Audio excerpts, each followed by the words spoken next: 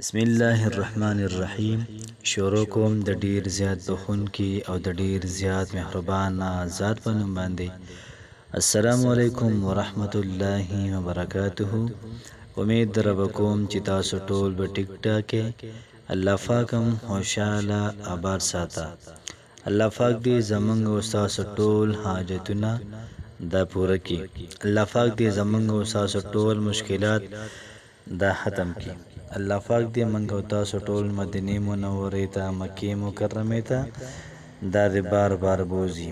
نن چې کوم زمنګ وظیفه را نو دا وظیفه را د حاجت پوره کېدو حواله سره نو ډیر زیاته بهترینه ډیر زیاته اعلی وظیفه را چا چې دا وظیفه کړې ده نو الله پاک ول حاجتونه پوره کړې دي.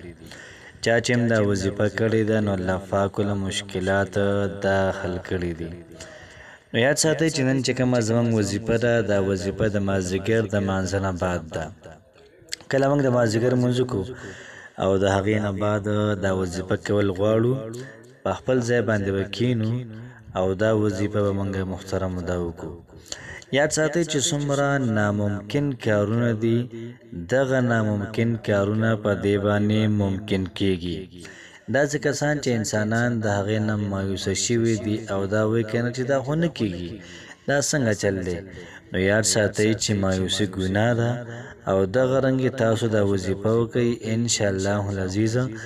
تاسو بیا تماشه کوئ چې الله پاک زموږ او ستاسو کار څومره په ښه طریقې باندې کوي. نن چې کومه زموږ وظیفه ده دا وظیفه د آیت الکرسی وظیفه ده او آیت الکرسی دا ډیر زیات بهترین آیت د قرآن مجید. فرمایي چې په اعتبار د فضیلت باندې په ټول القرآن کې د ټولو نه اعلی آیت د آیت الکرسی دی. یاد ساتئ چې په دې آیت کې د الله پاک نمونه بار بار راغلي او ډیر زیات پکې راغلي دي. د الله پاک صفتی نمونه پکې شته دی. فرمایي چې دغه نمونه د الله پاک نو آیات الکرسی ته د دې نمونه د وجه اسم اعظم خطاب هم ملاو دی چې په آیت الکرسی کې اسم اعظم شته دی. نو چې کوم سړی آیت الکرسی دا وظیفه کوي نو الله پاک ول ټول حاجتونه پوره کوي.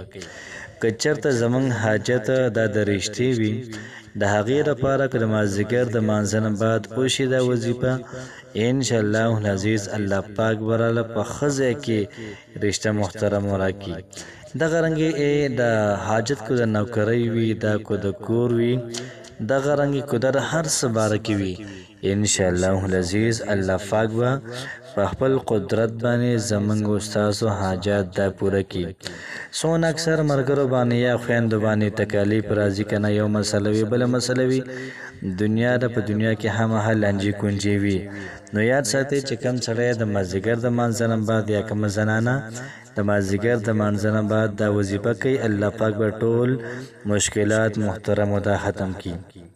یاد ساتئ چې کله موږ د مازدیګر لمونځ وکړو نو د دې وظیفې دوه صورته دي.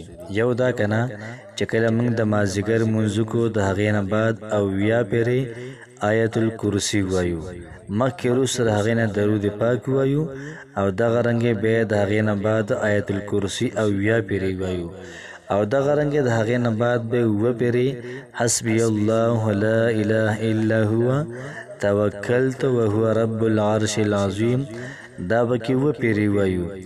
یاد ساتئ چې دا خو یو روخ د وظیفې شو چې اویا پیرې ویل دي. دویم دا چې کله د جمعې ورځ شي د جمعې په ورځ د مازدیګر د مانځه نه بعد آیت الکرسی د ماښام د اذان پورې موږ وایو. چې کله موږ د ماښام د اذان پورې آیت الکرسی وایو او د ماښام اذان څنګه شروع شي نو موږ به سجده ولګو. چې کله موږ سجده ولګوله په دغه سجده کې محترم الله پاک د خپل فریاد الله پاک د خپل حاجات دا به ورته محترم دا ووایو انشاءالله العزیز. چې بانګ ختم شي نو موږ به د سجدې نه سر رابره کړو او دغه رنګې زموږ فریاد دا به الله پاک محترم اورېدلی وي او دغه رنګې الله پاک به زموږ او ستاسو ټول حاجات دا پوره کړي. دو روحونه شو یو د جمعې په ورځ د مازدیګر لمانځه نه بعد او یو روزانه هر مازدیګر دا وظیفه مازدیګر د لمانځه نه بعد او یا پیره کولی شي ان شاء الله العزیز. الله پاک به زمونږ او ستاسو ټول مشکلات دا به ختم کړي. الله پاک مو خوشحاله ساته. السلام علیکم ورحمت الله وبرکاته.